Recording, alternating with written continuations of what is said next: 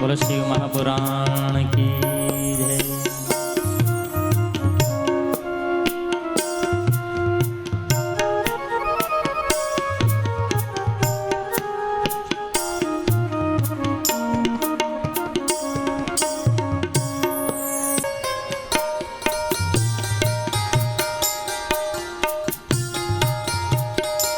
महादेव की जय।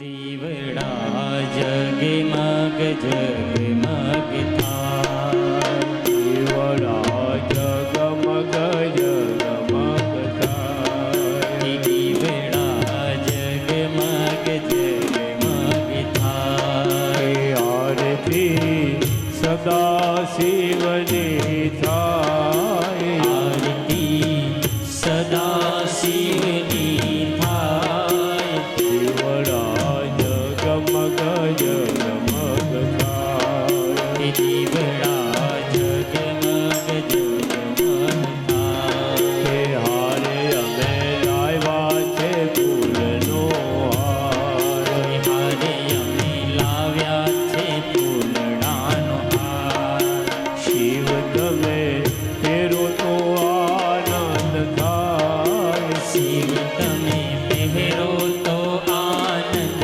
થાય, દીવડા જગમગ જગમગ થાય, દીવડા જગમગ જગમગ થાય, આરતી સદા શિવની થાય, આરતી સદા શિવની થાય, દીવડા જગમગ જગમગ થાય, દીવડા જગમગ જગમગ થાય, હારે અમે લાવ્યા છે ગિરિના પાર, હારે અમે લાવ્યા છે બીલીના પાન, હારે અમે લાવ્યા છે ગિરિના પાર, હારે અમે લાવ્યા છે બીલીના પાન, શિવ તમે સ્વીકારો આનંદ થાય, શિવ તમે સ્વીકારો આનંદ થાય, દીવડા જગમગ જગમગ થાય, દીવડા જગમગ જગમગ થાય, હારે અમે લાવ્યા છે ગંગાના નીર, હારે અમે લાવ્યા છે ગંગાના નીર, હારે અમે લાવ્યા છે ગંગાના નીર, હારે અમે લાવ્યા છે ગંગાના નીર, શિવ તમે સ્વીકારો આનંદ થાય, શિવ તમે સ્વીકારો તો આનંદ થાય, શિવ તમે સ્વીકારો આનંદ થાય, શિવ તમે સ્વીકારો આનંદ થાય, દીવડા જગમગ જગમગ થાય, દીવડા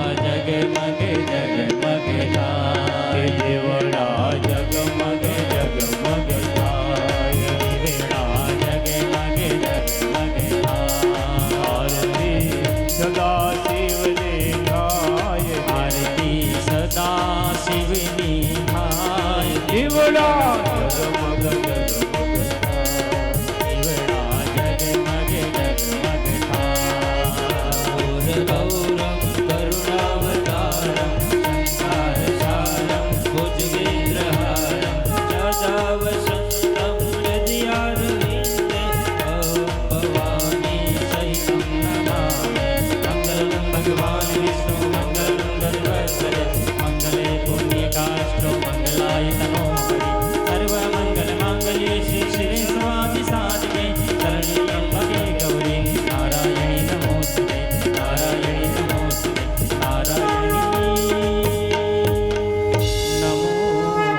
नमोऽस्तु ते ॐ यानि कानि च पापानि जन्मान्तरकृतानि च तानि सर्वाणि नश्यन्तु प्रदक्षिणां पदे पदे प्रदक्षिणां जले जले पुष्पैर्हिदेवार्भिवन्दनं आत्मरक्षार्थे आत्मार्भिवन्दनम्। बोली शिव महापुराण की जय, सोमनाथ महादेव की जय, सदगुरुदेव की जय, गिरनारी महाराज की जय, काली कमली वाले महाराज की जय। ओम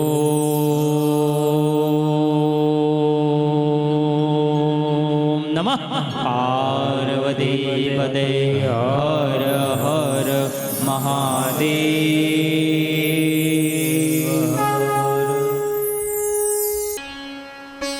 આ શિવ મહાપુરાણ જ્ઞાન યજ્ઞના યજમાન શ્રી જમનાબેન શિવાભાઈ પ્રજાપતિ પરિવાર હસ્તે અખંડ સૌભાગ્યવતી ઉષાબેન કનૈયાલાલ શિવાભાઈ પ્રજાપતિ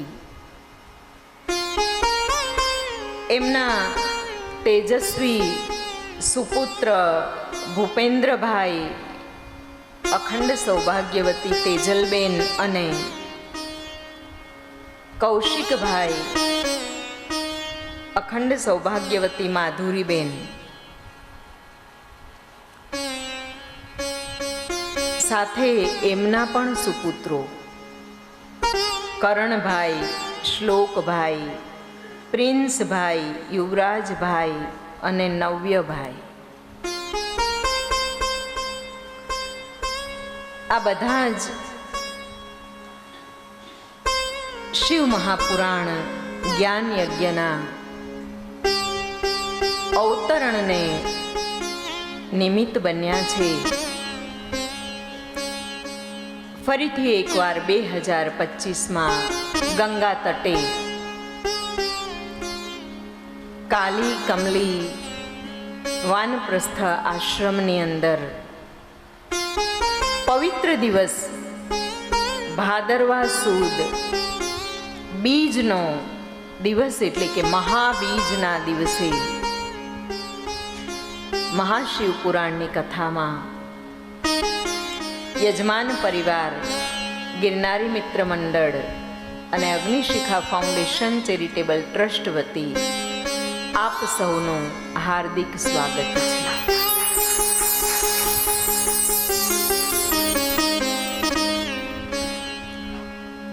આવા જ્ઞાન યજ્ઞ થતા રહે, આ ધરાતલ પર ભગવાનનું નામ ગુંજતું રહે, એના માટે યજમાનોને સદાશિવ ખૂબ શક્તિ આપે અને આ યજમાનોને જે પ્રેરણા થાય છે ને એના થકી આખો ધર્મ વિસ્તૃત રીતે જાગતો રહે છે, ચેતન રહે છે. અને આવી પ્રેરણા ગિરનારી મિત્ર મંડળ માણસાની પણ એક કથા થાય છે, અગ્નિશિખા ફાઉન્ડેશન ચેરિટેબલની એક કથા થાય છે. આમ વર્ષમાં 2 કથાઓ અહીંયા થાય છે. એના 2026ના અને 2027ના પણ યજમાનોને ભગવાને પ્રેરણા કરી દીધી છે.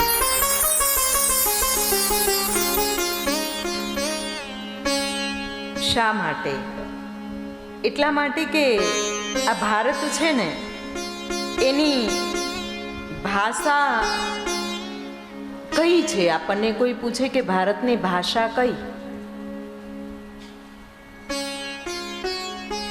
તો એક સંન્યસ્ત દીક્ષિત થયેલ વ્યક્તિને પૂછીએ કે ભારતની ભાષા કઈ, તો કહેવાની ઈચ્છા થાય કે ભારતની ભાષા ભક્તિ છે.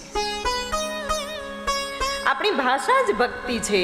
તમે જુઓ તો ખરા કે ભોજનમાં ભક્તિ ભેળવી અને આપણે પ્રસાદ કરી નાખીએ છીએ, કરીએ છીએ ને. ભોજનમાં ભક્તિ ભેળવી અને આપણે પ્રસાદ કરી દઈએ છીએ. શબ્દોની અંદર કે વાણીમાં ભક્તિ ભેળવી અને આપણે એને પ્રાર્થના કરી દઈએ છીએ. વ્યવહારમાં ભક્તિ જો ભળી જાય તો વિનય બની જાય છે. કર્મમાં ભક્તિ ભળી જાય તો એને સાધના કહેવાય છે. ભારતની ભાષા બીજી કોઈ નથી. ભલે ભાષાકીય વૈવિધ્ય છે, પણ ભારતની ભાષા એ માત્ર ને માત્ર ભક્તિ જ છે. સંબંધોમાં આપણે જ્યારે ભક્તિ ભેળવીએ છીએ ત્યારે સ્નેહ બની જાય છે. શક્તિમાં જ્યારે ભક્તિ ભળે ને ત્યારે સાહસ બની જાય છે. આ ભક્તિ ભળવી જોઈએ. શિક્ષણમાં અથવા તો કોઈ પણ પ્રકારની જાણકારીની અંદર જ્યારે ભક્તિ ભળે ત્યારે એ જ્ઞાન બની જાય છે. એને જ્ઞાન કહેવામાં આવે છે. આચરણની અંદર ભક્તિ ભળે તો ચરિત્ર બની જાય છે. આપણી ભક્તિ જ્યાં જ્યાં ભળે ત્યાં એનું આખું એક ટ્રાન્સફોર્મેશન કરી નાખે છે. આ ઇન્ફોર્મેટિવ વર્લ્ડને કોઈક એક ટ્રાન્સફોર્મેશનની જરૂર છે અને એ ટ્રાન્સફોર્મેશન માત્ર ને માત્ર ભક્તિ દ્વારા શક્ય છે. ભાવમાં ભક્તિ ભળે તો સેવા બની જાય. પુરુષાર્થમાં જો ભક્તિ ભળે તો એ સફળતા બની જાય છે. ભૂખમાં ભક્તિ ભળે, જુઓ તો ખરા ભક્તિની તાકાત જુઓ. ભૂખમાં ભક્તિ ભળે તો એ ઉપવાસ બની જાય છે ને અદ્ભુત ભક્તિ. આ જ ભક્તિ જ્યારે દુઃખમાં ભળે તો કસોટી બની જાય. દુઃખમાં ભક્તિ ભળે તો તપ બની જાય, કસોટી બની જાય છે. વખાણમાં જો ભક્તિ ભળે ને તો એ કીર્તન બની જાય. નિષ્ફળતામાં ભક્તિ ભળે તો એ હિંમત બની જાય છે. અને નિર્જીવમાં જો ભક્તિ ભળે, ભક્તિ ક્યાં નથી ભળતી, નિર્જીવમાં ભક્તિ ભળે. કોઈ એક પથ્થરને લઈ આવી અને મૂકી દઈએ, નિર્જીવમાં ભક્તિ ભળે તો એ આપણી શ્રદ્ધા બની જાય છે. અને છેલ્લે આ સજીવમાં ભક્તિ ભળે તો, સજીવમાં ભક્તિ ભળે ને તો શંકર બની જાય છે. ભારતની ભાષા જ છે ભક્તિ. હિન્દી, ગુજરાતી આ બધું તો પછી માત્ર એક નામ રૂપ છે, પણ આપણી ભાષા છે ભક્તિ. શિવ મહાપુરાણમાં સૂતજી ઋષિ મુનિઓને પ્રયાગ તીર્થમાં પ્રવૃત્તિ માર્ગ અને નિવૃત્તિ માર્ગ બંને પ્રકારના માર્ગને જપ કરવાની રીત બતાવે છે. અને સૂતજી 3 પ્રકારના યોગીની વ્યાખ્યા કરે છે. એક હોય છે ક્રિયા યોગી, બીજા તપ યોગી અને છેલ્લે આવે છે યોગી. ક્રિયા યોગી કોને કહેવાય છે? સૌથી સરળમાં સરળ જો ધર્મ હોય તો એ આપણો ધર્મ છે. ક્રિયા યોગી એને કહેવામાં આવે છે કે જેઓ ધન આદિ સંપત્તિથી, પોતાના હાથ જેવા અંગોથી, નમસ્કાર જેવી નમસ્કાર પ્રણામ મુદ્રાઓ જેવી ક્રિયાથી શિવ પૂજન કરે એને ક્રિયા યોગી કહેવામાં આવે છે. બહુ સરળ વ્યાખ્યા છે. તપોયોગી કોને કહેવામાં આવે? તો જેઓ મિતાહારી, બાહ્ય ઇન્દ્રિયોને જીતીને, એટલે બાહ્ય ઇન્દ્રિયો પર પોતાનું આધિપત્ય સ્થાપીને પરાયા દ્રોહથી મુક્ત રહી અને સેવા પૂજા કરે એને તપોયોગી કહેવામાં આવે છે. અને માત્ર યોગી એટલે સર્વ કામનાઓને ત્યાગી, શુદ્ધ રહી અને સદાયને માટે ભગવાન સદાશિવમાં રત રહેનારને યોગી કહેવામાં આવે છે. નમઃ શિવાય મંત્ર એ શિવ પંચાક્ષરનો મંત્ર છે. 5 તત્વથી યુક્ત છે. પંચાક્ષર મંત્રનું વિવેચન છે. પંચાક્ષર મંત્ર એટલે નમઃ શિવાય એ પંચાક્ષર 5 તત્વોનું પ્રતિનિધિત્વ કરે છે. એ સ્થૂળ પ્રણવ રૂપ છે અને એના સતત જપથી સર્વ સિદ્ધિ પ્રાપ્ત થાય છે. કોઈ પણ મંત્ર હોય એનાથી આ જીવને સર્વ પ્રકારની સિદ્ધિ પ્રાપ્ત થાય છે. એનું કારણ એ છે કે જ્યારે આ જીવ મનુષ્ય મંત્ર કરે, મંત્ર જપ જ્યારે કરે છે ત્યારે એની અંદરની સાતે સાત ચક્રમાં વહેતી એક ઉર્જા હોય છે. એ ઉર્જા જે છે એ સપ્રમાણ થાય છે. એને કહી શકાય કે બેલેન્સ થાય છે.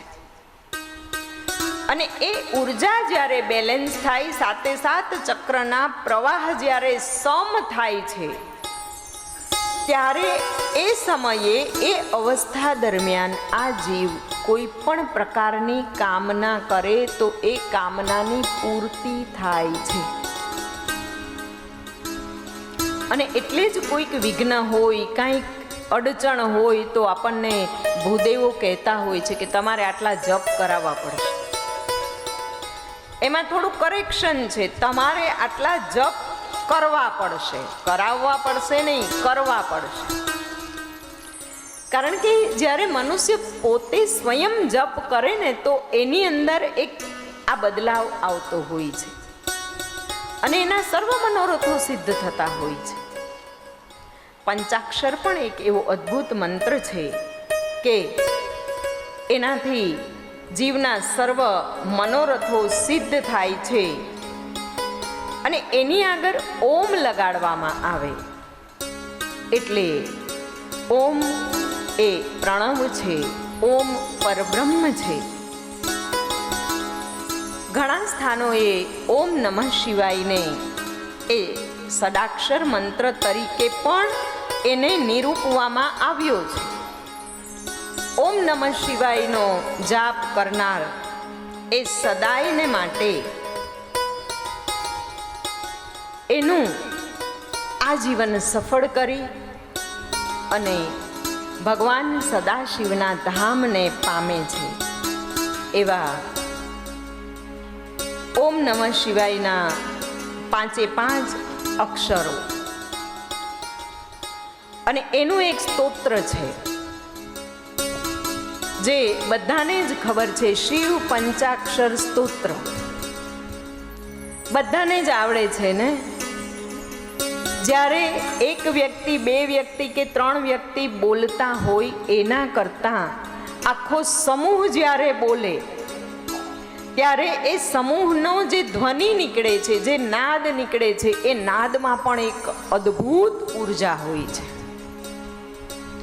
અને એ ઉર્જા જ્યારે ઉર્ધ્વગમિત થાય, ઉર્જા હોય, અગ્નિ હોય, એ બધી ઉર્ધ્વગમિત થાય. આ જગતમાં ઉપર ગતિ કરતું જો કોઈ એક જ વસ્તુ હોય, જો કોઈ એક તત્વ હોય તો એ માત્ર ને માત્ર અગ્નિ તત્વ છે. કે પ્રગટ કરો અને સીધી એ અગ્નિ ક્યાં જાય? ઉપર જાય. બાકી બધું જ નીચેની તરફ ગતિ કરે છે. અગ્નિ એ ઉપરની તરફ ગતિ કરે છે. અને એમાં એ જ્યારે આપણી બધાની એક અવસ્થાથી તપ સાથેનો આ ધ્વન્યાત્મક ઉર્જા કહેવાય, એ ધ્વન્યાત્મક ઉર્જા ઉપર ચડે ત્યારે આ સમસ્ત ભૂમંડળ પર એક પોઝિટિવ વાઇબ્રેશન ઊભા કરે છે. આજનો મનુષ્ય સંતપ્ત છે, ડિસ્ટર્બ છે, કારણ વગરનો ડિપ્રેશનમાં છે, ટેન્શનમાં છે. શા માટે? કારણ કે આજની આપણે જે એને નોઇઝ પોલ્યુશન પણ કહી શકાય, પણ એ નોઇઝ પોલ્યુશન એ પરફેક્ટ શબ્દ નથી. આ ધ્વન્યાત્મક ઉર્જા છે ને એને આપણે ડિસ્ટર્બ કરી નાખી છે. મોબાઈલની અંદરથી વહેતા સૂક્ષ્મ તરંગો તમારાથી મારા સુધી પહોંચે છે તો વચ્ચે આવતા જેટલા જીવંત પ્રાણીઓ છે એ બધાને અસર કરે છે. આ ધ્વન્યાત્મક ઉર્જા બગડી ગઈ છે અને એટલે આ ધ્વન્યાત્મક ઉર્જાને પોઝિટિવ કરવા માટેનો આપણે જેટલો પ્રયાસ કરીએ ને એટલું આપણા વૈશ્વિક યોગદાનની અંદર આપણું કંઈક યોગદાન જશે. અને એટલે આ શિવ પંચાક્ષર બધાને, જેને આવડે એ પણ, ના આવડે એ પણ, આંખ બંધ કરી અને સાથે સહયોગ આપે. શિવ પંચાક્ષર સ્તોત્ર નાગેન્દ્રહર યત્રિલોચનાય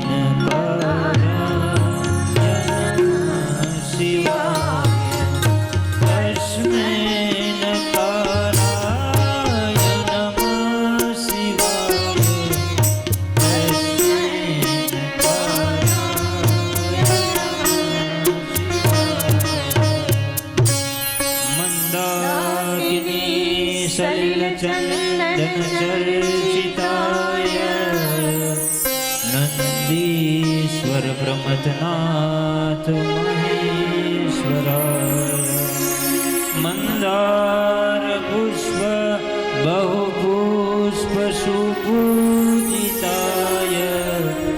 तस्मै मकाराय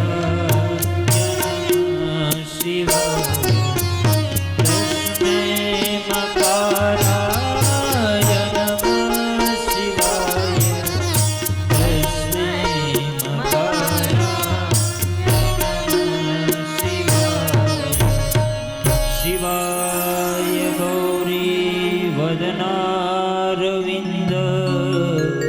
सूर्याय दक्षाध्वरनाशकाय श्रीनीलकण्ठाय वृषध्वजाय तस्मै शिकाराय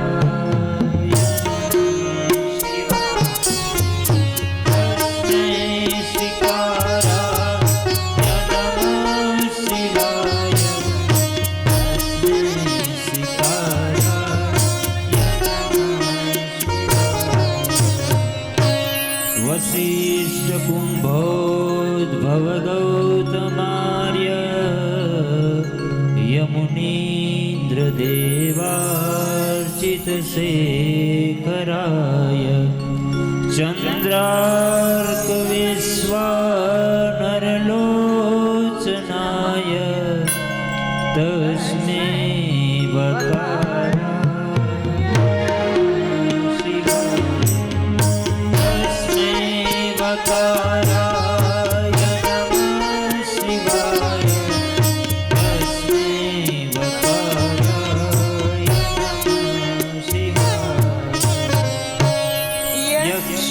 स्वरूपाय जटाधराय पिनाकहस्ताय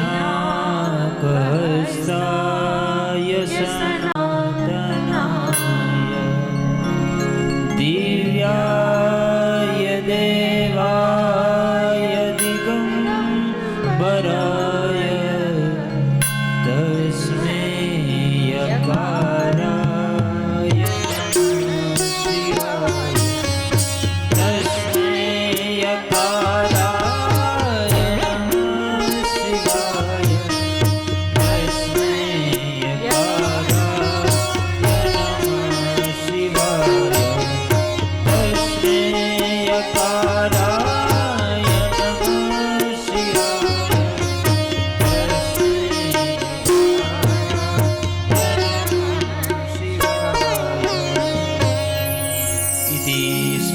पञ्चाक्षरमिदं पुण्यः पठेन् शिवसन्निधौ शिवलोकमवाप्नोति शिवेन सह मोदते इति श्रीपञ्चाक्षरमिदं स्तोत्रं सम्पूर्णम्।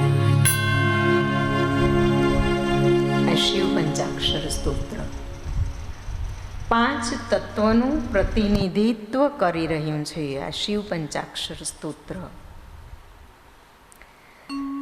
શિવ પંચાક્ષરના મહિમાના વર્ણન પછી સૂતજીને ઋષિ મુનિઓએ પૂછ્યું છે કે હે સૂતજી, આપ શિવ દ્વારા ભગવાન વિષ્ણુ અને બ્રહ્માજીની ઉત્પત્તિ થઈ એ વૃત્તાંત અમને શ્રવણ કરાવો. ભગવાન સદાશિવમાંથી જ વિષ્ણુ અને બ્રહ્માજીનું પ્રાગટ્ય કઈ રીતે થયું એ જણાવો. ત્યારે ઋષિઓને સૂતજીએ કહ્યું છે કે શિવજીનું સ્મરણ અને પૂજનથી અનેક પ્રકારના વિઘ્નો દૂર થાય છે. પરંતુ હે ઋષિ મુનિઓ, હે જગતને પાવન કરનારા, હે કલ્યાણકારીઓ, આ આપણા શાસ્ત્રની અંદર છે ને સંબોધનો એટલા ઉત્તમ કોટીના હોય છે કે એ સંબોધનોને આપણે જો જીવનમાં ઉતારીએ ને તો પણ પરિવર્તન આવે છે. જો આપણી ભાષા અને આપણા વસ્ત્રો, આ બે વસ્તુ છે ને અનાયાસે પરિવર્તન લઈ આવે છે.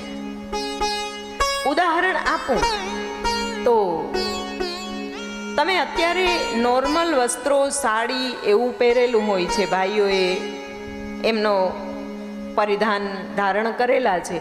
પણ માનો કે આ બધા જ ભાઈઓને શેરવાની કહેવાય ને, શેરવાની ધારણ કરાવી દેવામાં આવે, એકદમ કડક હોય, અને બહેનોને એકદમ સેલા જેવું એકદમ હોય ને ટીશ્યુ કે એવું કંઈક ભારી વસ્ત્ર ધારણ કરી દેવામાં આવે, કરાવી દેવામાં આવે ને પછી કહેવામાં આવે કે તમે ચાલો, તો તમારા વર્તનમાં ફેર આવે કે ના આવે? તમારી ચાલ બદલી જાય, તમારું એક વર્તન છે ને એ આપોઆપ બદલી જાય. વસ્ત્રથી વર્તન બદલે છે. જેમ જેમ વસ્ત્રો ઘસાય એમ વર્તન ઘસાય. જેટલા વસ્ત્રો ઘસાય એટલું વર્તન ઘસાય. પહેલા 6 મીટરની સાડી 2.5 મીટર અને બીજું 1 મીટરની આજુબાજુ, એટલે 10 મીટરે આખું તન ઢંકાતું હતું. હવે ઘણી વાર તો 2 મીટરમાં ઢંકાઈ જાય છે. આપણને ખબર છે જેટલા આ ગ્રાફમાં નીચે આવ્યા એટલે વર્તન આપણું એ રીતે ઘસાતું જાય.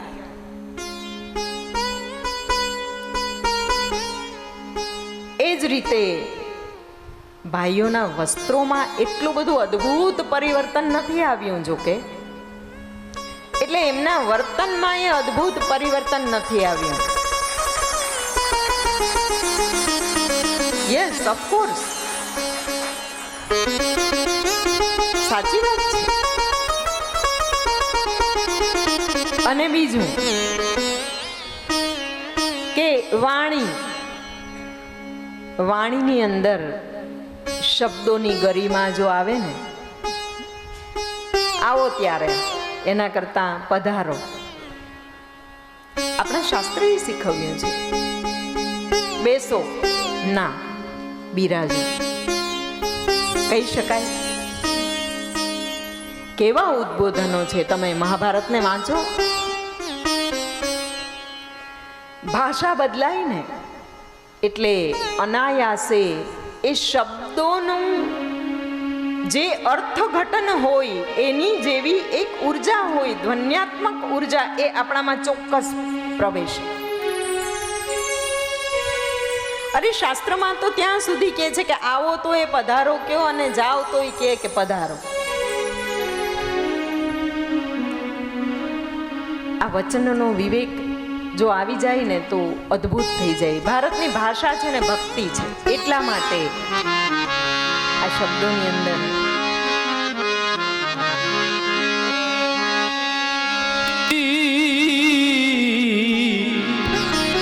વચન વિવેક જે નર ને નારી પાનબા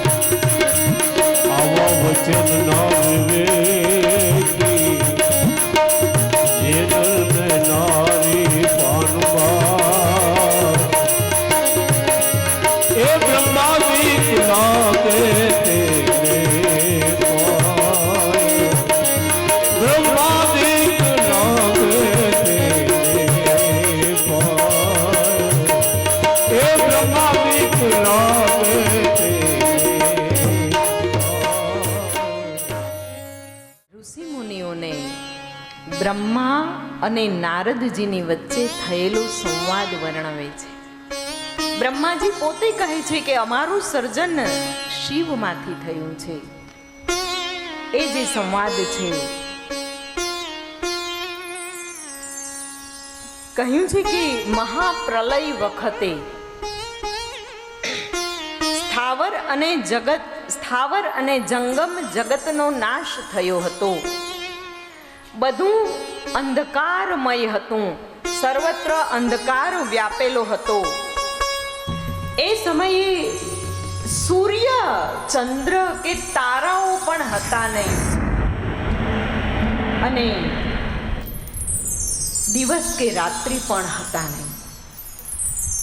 એવા સમયે અગ્નિ, પૃથ્વી કે જળ પણ અસ્તિત્વ ધરાવતા નહોતા અને કોઈ પણ પ્રકારનું પ્રધાન તત્વ પણ એ સમયે હતું નહીં.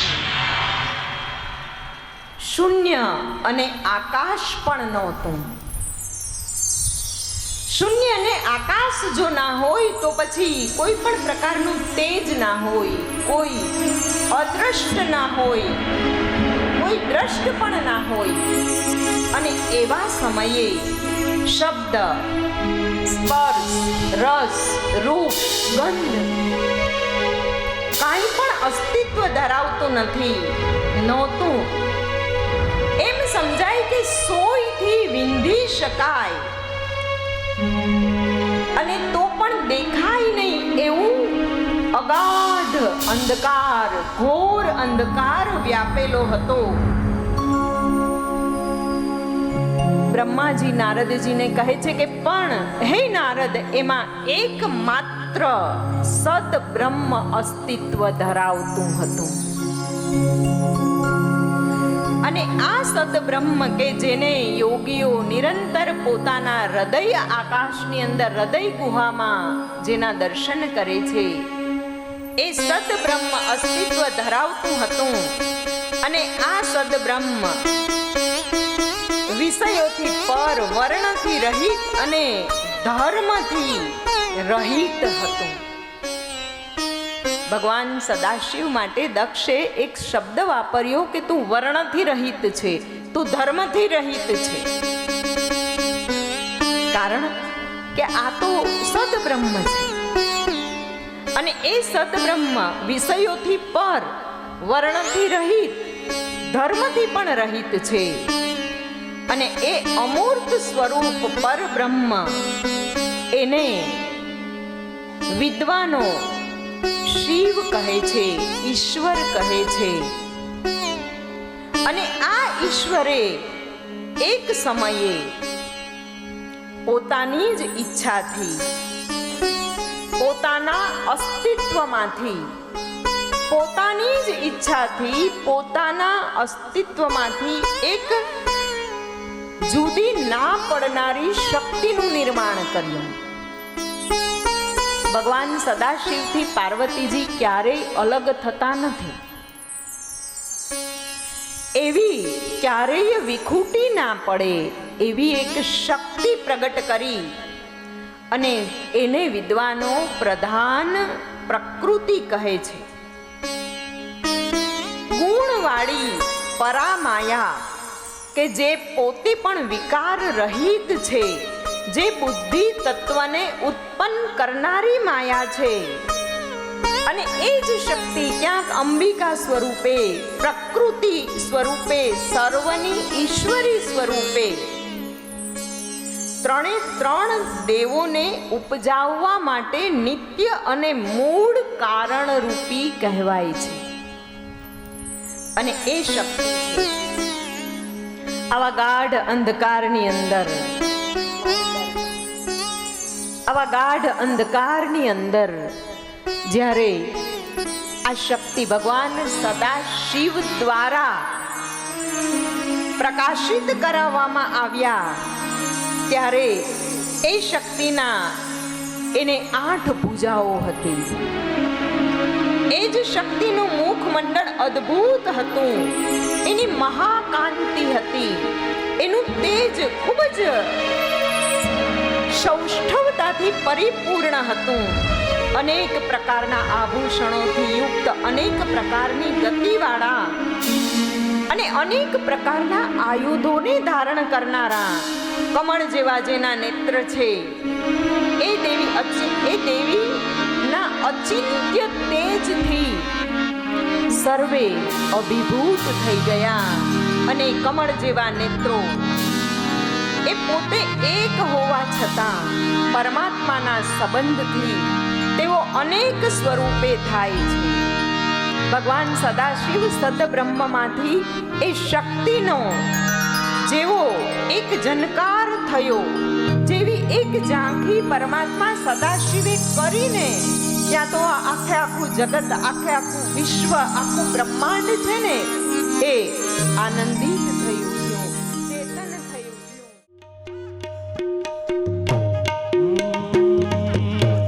હે જગ જનની, હે જગદંબા, હે જગ જનની, હે જગદંબા, માતી ભવાની, માતી ભવાની, માતી ભવાની શરણે લેજે આજ શક્તિમાં આદિ અનાદિ, આજ શક્તિમાં આદિ અનાદિ. અરજી અંબા, અરજી અંબા, અરજી અંબા, તુરી માધર દે. અંબા કહે બહુચહેડા હંતા કુકડી રામી, અંબા કહે બહુચર ને સંતા કુકડી રમે.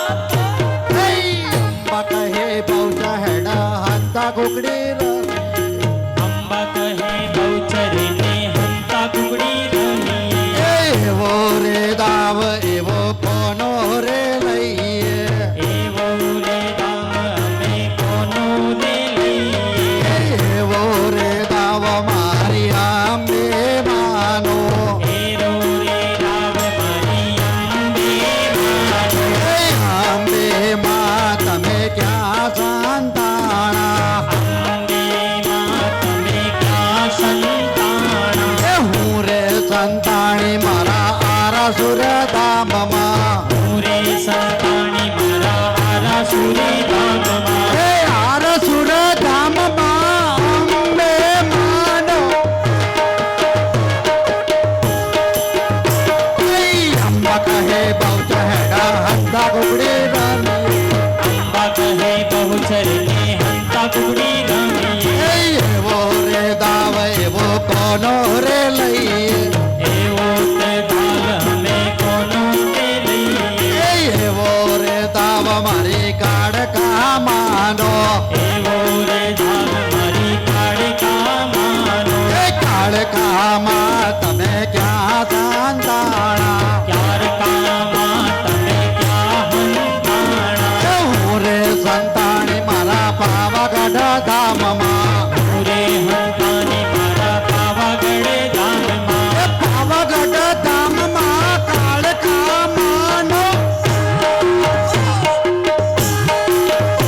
એ અંબા કહે બહુ ચહેડા હંતા કુકડે રામીએ અંબા કહે બહુચર ને હંતા કુકડી રમીએ એ એવો રે દાવ એવો કોનો રે લઈએ એવો રે ધામ અમે કોનો રે લઈએ એવો રે દાવ મારી બહુ ચાર માનો એવો રે ધામ મારી બહુચર માનો એ બહુ ચાર માં તમે ક્યાં સંતાણા બહુચરે માં તમે ક્યાં હંતાણા એ હું રે સંતાણી મારા સંકલપુર ધામમાં પૂરે હંતારી મારા સખલપુર ધામમાં એ સંકલપુર ધામમાં બહુ ચાર માનો એ અંબા કહે બહુ ચહેડા હંતા કુકડી અંબા કહે બહુચર ને હંતા કુકડી રમીએ એવો રે દાવ એવો કોનો રે લઈએ એવો રે ધામ અમે કોનો રે લઈએ એવો રે દાવ મારા કિનારી મંડળનો એવો રે ધામ મારા ગિરનારી મંડળનો એ કિનારી મંડળ તમે ક્યાં સંતાણા ગિરનારી મંડળ તમે ક્યાં સંતાણા એ અમ્મા અમે સંતાણા મારા ઋષિકેશ ધામમાં અમે હંતાણા હવે ઋષિકેશ ધામમાં એ ઋષિકેશ ધામમાં કિનારી મંડળનો એ અમ્મા કહે બોલા હંતા કુકડી રામી અંબા કહે બહુચર ને હંતા કુકડી રમીએ એવો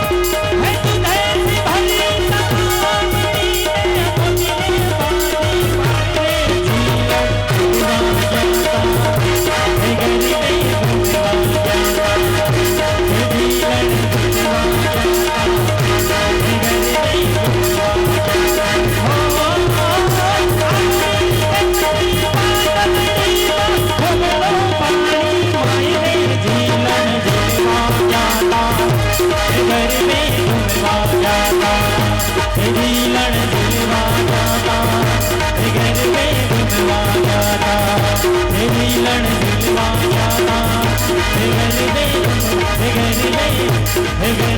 हुआ जाता ओम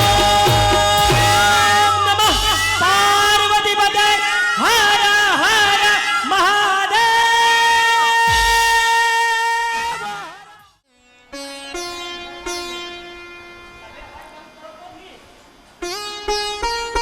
એ ઈશ્વર સ્વયં શિવ છે અને એનો કોઈ ઈશ્વર નથી. શિવ સ્વયં ઈશ્વર છે.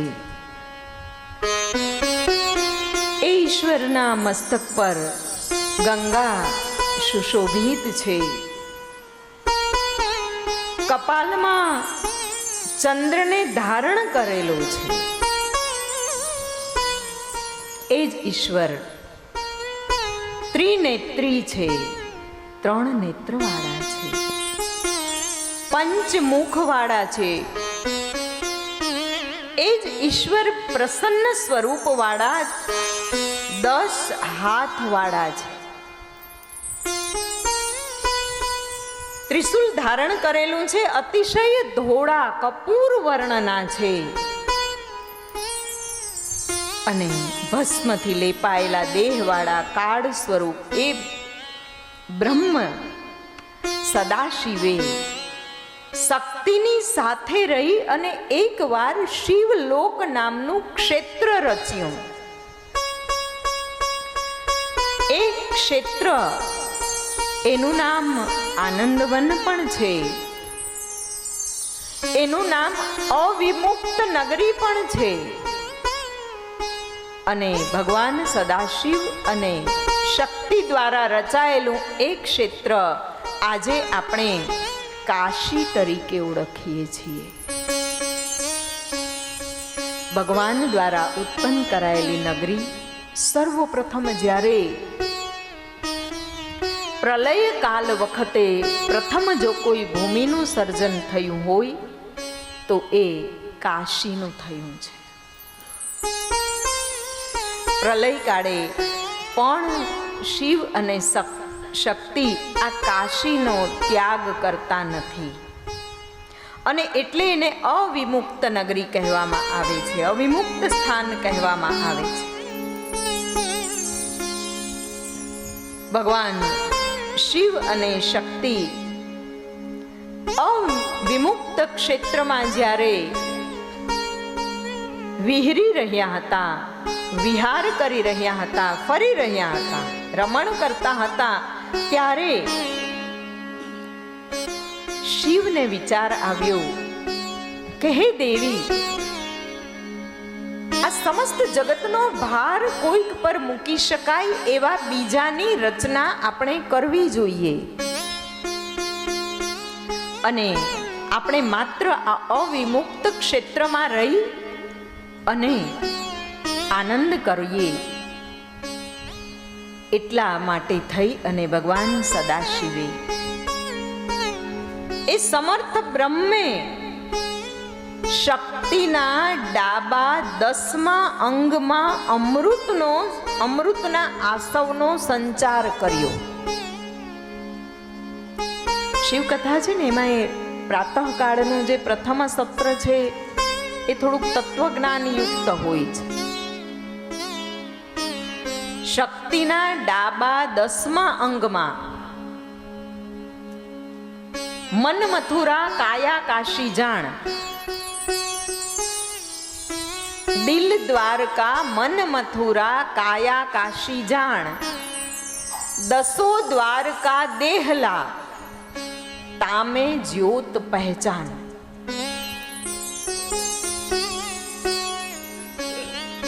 એનું વિવેચન નહીં કરીએ કારણ કે શાસ્ત્રની પંક્તિ નથી, પણ આ 10 દ્વારનું આજે દેરું ભગવાને આપ્યું છે ને એ 10 દ્વારનું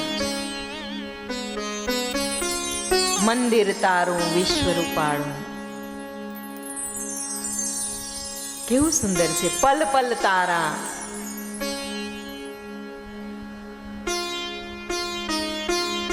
શક્તિના ડાબા 10મા અંગમાં ભગવાન સદાશિવે અમૃત આસવનો સંચાર કર્યો અને એનાથી ત્રણેય લોકમાં સર્વથી સુંદર એક પુરુષનું પ્રાગટ્ય થયું, શક્તિ દ્વારા પ્રાગટ્ય થયું છે.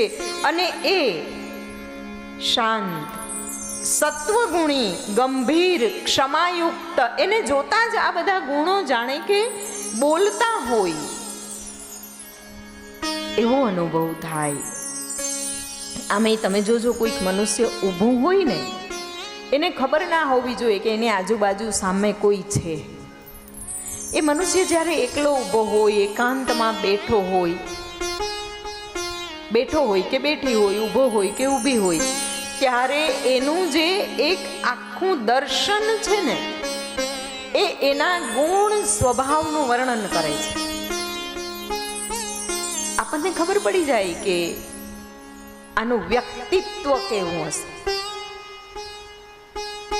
એવી રીતના જે મહાદેવી શક્તિના ડાબા 10મા અંગમાંથી જે પુરુષનું પ્રાગટ્ય થયું, એ શાંત, સત્વગુણી, ગંભીર, ક્ષમાવાન, ઉપમા રહિત, ઇન્દ્રનીલ મણિ જેવી કાંતિવાળા, લક્ષ્મીયુક્ત, ઐશ્વર્યયુક્ત, કમળ જેવા જેના ઉત્તમ 2 નેત્રો છે, સુવર્ણમયી આકૃતિવાળા, એના દેહનું લાલિત્ય, એની ગંભીરતા, એના મુખ પરના હાવભાવ એટલા બધા ઉત્કૃષ્ટ છે કે આ બધા જ ગુણોનું વર્ણન કર્યું છે. એમણે રેશમી વસ્ત્ર ધારણ કરેલું હતું, સુશોભિત હતા, 2 લાંબી ભુજાઓ વાળા હતા અને અપરાજિત હતા. અપરાજિત મનુષ્યના લક્ષણ વર્ણવ્યા છે કે અપરાજિત કેવો હોવો જોઈએ. જે મનુષ્ય વારે વારે નિષ્ફળતાનો સામનો કરતું હોય ને, એને આવા ગુણધર્મોનો અંગીકાર કરે ને તો પણ સફળતા પ્રાપ્ત થઈ જાય. શિવજીએ પ્રસન્ન થઈ અને એ પ્રગટ થયેલા પુરુષને કહ્યું કે તમે વ્યાપક છો એટલે તમે વિષ્ણુ કહેવાશો. તમે ભક્તોને સુખ આપનારા છો એટલે તમારા ઘણા બધા નામ પ્રસિદ્ધ થશે. સદાશિવે એને અત્યારે તપ કરો એમ કહી અને ભગવાન સદાશિવે પોતાના શ્વાસના માર્ગ વડે એ વિષ્ણુને વેદો અર્પણ કર્યા. અને ત્યાર પછી ભગવાન વિષ્ણુએ 12,000 વર્ષ સુધી તપ કર્યું. બ્રહ્માજી કહે છે નારદજીને, સંવાદ બ્રહ્મા નારદનો ચાલે છે, જેનું વર્ણન સૂતજી કરી રહ્યા છે ઋષિ મુનિઓને. બ્રહ્માજી નારદજીને કહે છે કે હે નારદ, એ વખતે વિષ્ણુએ 12,000 વર્ષ તપ કર્યો અને થોડાક શ્રમિત થયા. એની આજુબાજુ જલ થયું અને એ જલમાં 24 ગુણધર્મો યુક્ત બ્રહ્માંડ, એક અંડ પ્રગટ થયું. અને એમાં નારાયણે થોડોક વિશ્રામ કર્યો. એ નારાયણે વિશ્રામ કર્યો તો શિવની કૃપાથી એના નાભી કમલમાંથી એક દંડ પ્રગટ થયો અને એ દંડમાં કમલ પ્રગટ થયું. બ્રહ્માજી કહે છે કે હે નારદ, આ તો શિવની માયા હતી, ખરેખર તો હું ભગવાન સદાશિવના અંશ રૂપે જ પ્રગટ થયો. ભગવાન સદાશિવના અંશ રૂપે જ પ્રગટ થયો હતો, પરંતુ ભગવાને બ્રહ્મા અને વિષ્ણુને મોહ પમાડવા માટે કમલ દંડમાંથી મને પ્રગટ કરાવ્યો. અને ત્યારે હું હિરણ્યગર્ભ બ્રહ્મા, ચતુર્મુખયુક્ત લાલ વર્ણવાળો, મસ્તક પર ત્રિપુંડના ચિહ્ન સાથે પ્રગટ થયો. અને હું પણ શિવના પુત્ર તરીકે, શિવાદેવીના પુત્ર તરીકે, શિવના અંશ તરીકે પ્રગટ થયો છું.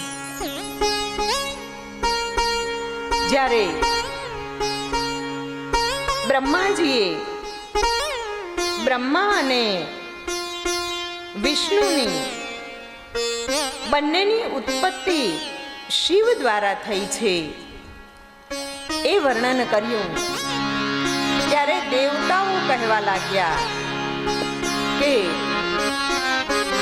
હે સૂતજી મહારાજ, તમે આ અદ્ભુત વાત અમને જણાવી છે, બંનેનું પ્રાગટ્ય થયું, પણ એના પછી શું થયું એ અમને જણાવો. અને ત્યારે બ્રહ્માજીએ કહ્યું કે હે મુનિ શ્રેષ્ઠ, અમે બંને ક્યાંથી આવ્યા એના માટે થઈ અને અમે 12,000 વર્ષ સુધી તપ કર્યું.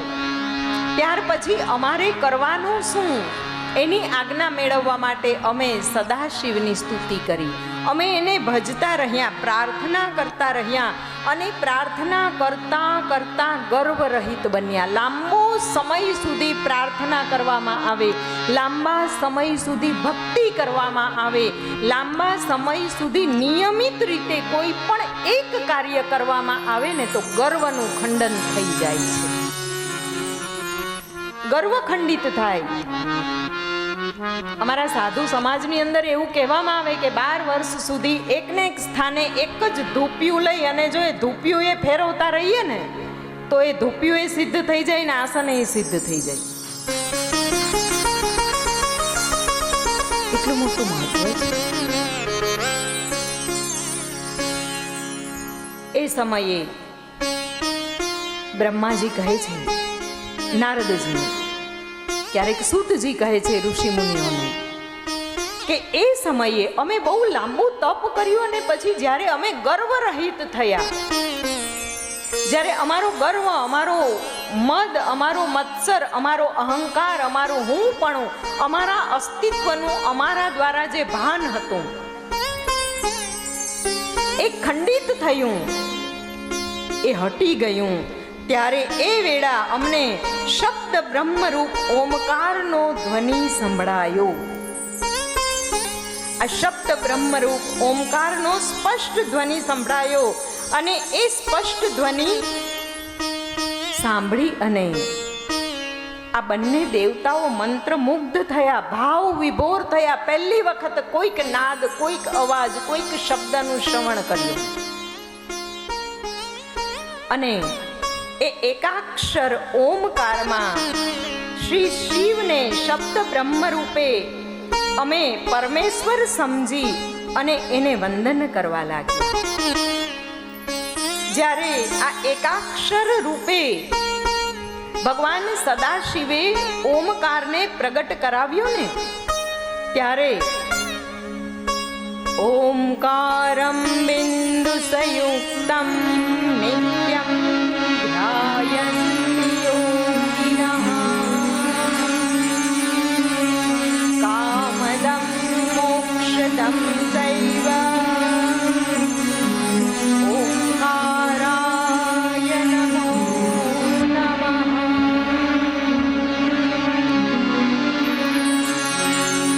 આ ઓમકારની સ્તુતિ કરવા લાગ્યા છે અને ઓમકારની સ્તુતિની સાથે ભગવાન સદાશિવનું દર્શન કેવું થયું કે એના 5 મુખ હતા, 10 હસ્ત હતા, કપૂર જેવું દિવ્ય ગૌર અંજાયેલું અને મંજાયેલું, દિવ્યતાથી અંજાયેલો એવો એમનો શ્રી વિગ્રહ હતો.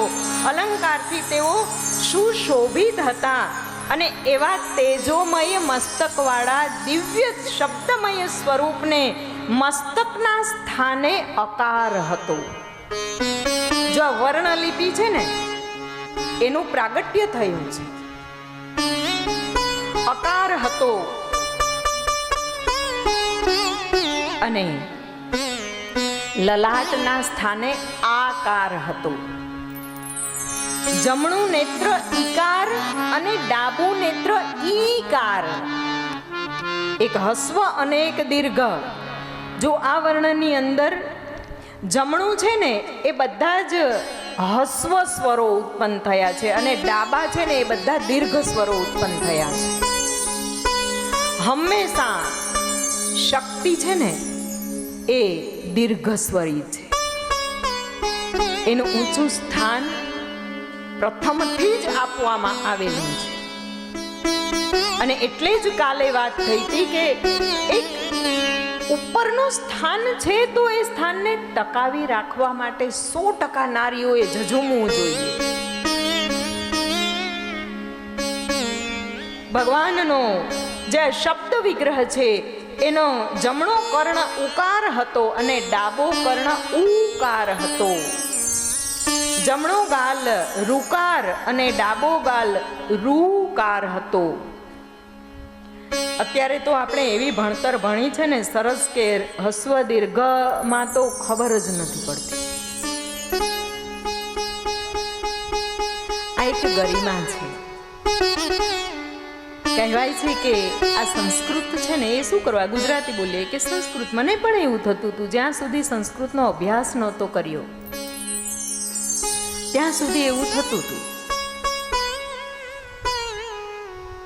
પરંતુ ગયા વર્ષે જ્યારે આચાર્ય પૂર્ણ કર્યું સંસ્કૃત મીડિયમમાં અને ત્યારે મને ખબર પડી કે ઓહો, કદાચ જો આ જીવન મને પ્રેરણા ના મળી હોત ને તો હું ઘણા બધા ઐશ્વર્યથી વંચિત રહી જાત. શબ્દોનું સામર્થ્ય છે ભાઈ. કહ્યું કે 5 સંસ્કૃત શ્લોક શીખો એટલા માટે કે સંસ્કૃત બોલવા માટે આપણી જે ટંગ છે, આપણી જે જીભ છે, એનું એક જે એનો વળાંક આરોહ અવરોહની સાથે જે પ્રકારે થાય છે ને એ કરવા માટે આપણે જાગૃત રહેવું પડે છે અને આપણી અંદર ચેતનતા આવે છે. આપણે કાલે પુરુષ સૂક્તના મંત્ર આપણા ભૂદેવ પાસે બોલાવડાવ્યા.